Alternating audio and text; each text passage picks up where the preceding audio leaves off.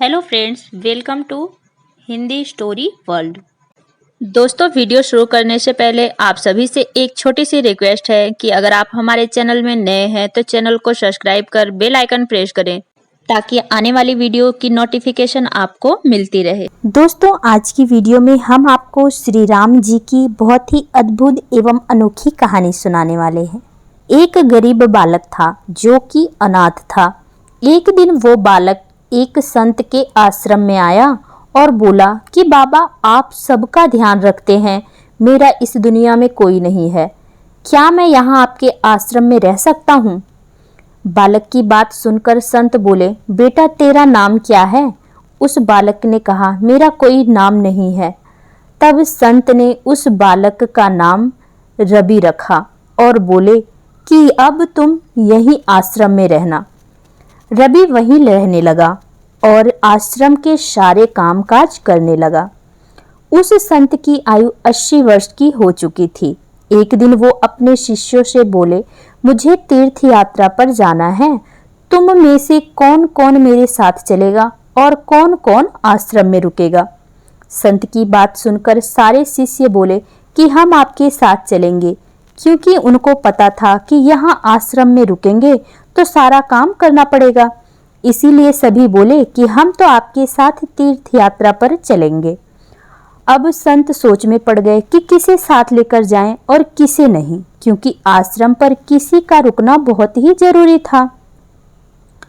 बालक रवि संत के पास आया और बोला, बाबा, अगर आपको ठीक लगे तो मैं यही आश्रम पर रुक जाता हूँ। संत ने कहा, ठीक है, पर तुम्हें काम करना पड़ेगा। आश्रम की साफ सफाई में भले ही कमी रह जाए, पर ठाकुर जी की सेवा में कोई कमी मत रखना।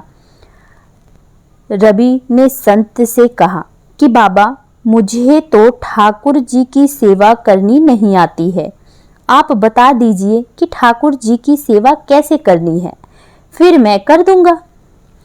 संत रवि को अपने साथ मंदिर ले गए। वहां पर उस मंदिर में राम दरबार की झांकी थी। श्री राम जी, सीता जी, लक्ष्मण जी और हनुमान जी थे। संत ने बालक रवि को ठाकुर जी की सेवा कैसे करनी है सब सिखा दिया। रवि ने गुरु जी से कहा कि बाबा, मेरा इनसे रिश्ता क्या होगा ये भी तो बता दो, क्योंकि अगर रिश्ता पता चल जाए तो सेवा करने में और भी आनंद आएगा। उस संत ने बालक रवि को कहा कि तू कहता था ना कि मेरा कोई नहीं है, तो आज से ये राम जी और सीता जी तेरे माता पिता हैं। रवि ने साथ में खड़े लक्ष्मण जी को देखकर कहा, अच्छा बाबा, और ये जो पास में खड़े हैं वो कौन है? इस पर संत जी ने कहा, यह तेरे चाचा जी हैं, और हनुमान जी के लिए कहा, ये तेरे बड़े भैया हैं। रवि सब समझ गया और फिर उनकी सेवा करने में लग गया। संत शिष्यों के साथ यात्रा पर चले गए। दोस्तों, आज सेवा का पहला दिन था। रवि ने सुबह उठकर स्नान किया, आश्रम की साफ सफाई की और भिक्षा मांगकर ले आया। फिर भोजन तैयार किया और भगवान को भोग लगाने के लिए मंदिर आया। रवि ने श्री राम, सीता, लक्ष्मण और हनुमान जी के आगे एक एक थाली रख दी और बोला, पहले आप खाओ, फिर मैं भी खाऊंगा।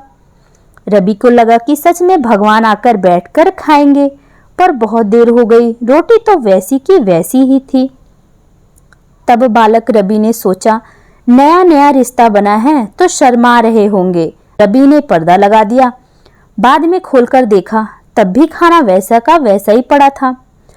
अब तो रवि रोने लगा कि मुझसे सेवा में कोई गलती हो गई है, इसीलिए खाना नहीं खा रहे हैं, और ये नहीं खाएंगे तो मैं भी नहीं खाऊंगा और मैं भूख से मर जाऊंगा, इसलिए मैं तो अब पहाड़ से कूदकर ही मर जाऊंगा।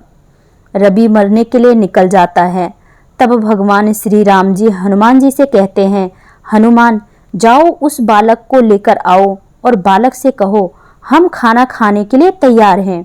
हनुमान जी जाते हैं और रवि कूदने ही वाला होता है कि उसको हनुमान जी पीछे से पकड़ लेते हैं और बोलते हैं, क्या कर रहे हो? रवि कहता है, आप कौन? हनुमान जी कहते हैं, मैं तेरा भैया हूँ, इतनी जल्दी भूल गए? रवि कहता है, अब आए हो इतनी देर से? वहां बोल रहा था कि खाना खा लो, तब आए नहीं, अब क्यों आ गए? तब हनुमान जी बोले, पिताश्री का आदेश है, अब हम सब साथ बैठकर खाना खाएंगे। फिर राम जी, सीता जी, लक्ष्मण जी, हनुमान जी साथ बैठकर भोजन करते हैं।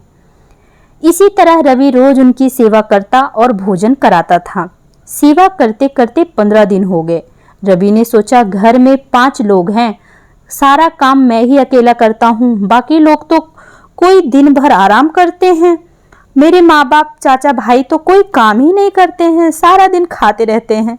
ऐसा कैसे चलेगा? मैं तो ऐसा होने नहीं दूंगा। फिर रवि मंदिर जाता है और कहता है कि पिताजी, कुछ बात करनी है आपसे। राम जी कहते हैं, बोल बेटा, क्या बात है?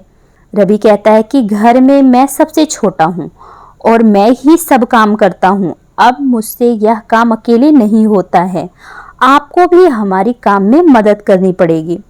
आप तो बस सारा दिन खाते रहते हो और मैं काम करता रहता हूँ।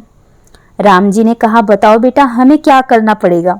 रवि ने कहा, माता जी, अब से रसोई आपके हवाले। चाचा जी, घर की साफ सफाई आप करिएगा। भैया जी शरीर से मजबूत हैं, जाकर जंगल से लकड़ियां लाएंगे। पिताजी, आप बाजार से राशन लाइएगा। घर पर बैठकर पत्तल बनाओगे। सबने कहा, ठीक है। मैंने बहुत दिन अकेले सब काम किया, अब मैं आराम करूंगा। अब सभी साथ मिलकर काम करते हुए एक परिवार की तरह साथ में रहने लगे। एक दिन वो संत तीर्थ यात्रा करके लौटे तो देखा आश्रम शीशे जैसा चमक रहा है। वह बहुत प्रसन्न हुए।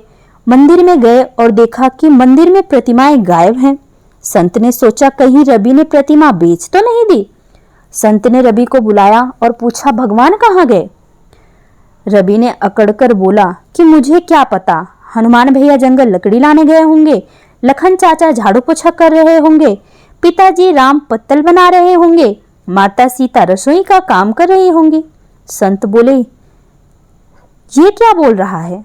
रवि ने कहा, बाबा, मैं सच बोल रहा हूँ, जब से आप गए हो ये चारों काम में लगे हुए हैं। वो संत भागकर रसोई में गए और सिर्फ एक झलक देखी कि सीता जी भोजन बना रही हैं, राम जी पत्तल बना रहे हैं, और वो फिर गायब हो गए और मंदिर में विराजमान हो गए। संत रवि के पास गए और बोले, आज तुमने मुझे मेरे ठाकुर का दर्शन कराया है, तू धन्य है। और संत ने रो रो कर रवि के पैर पकड़ लिए। रवि जैसे भोले निश्चल भक्तों की भक्ति से विवश होकर भगवान को भी साधारण मनुष्य जी की तरह जीवन व्यतीत करने आना पड़ता है। बोलो जय श्री राम। दोस्तों, कहानी कैसी लगी कमेंट करके जरूर बताइएगा। अगर कहानी पसंद आई है तो वीडियो को लाइक करना ना भूलिएगा। मिलते हैं कुछ अगली कहानियों में, तब तक के लिए राधे राधे, जय श्री राम।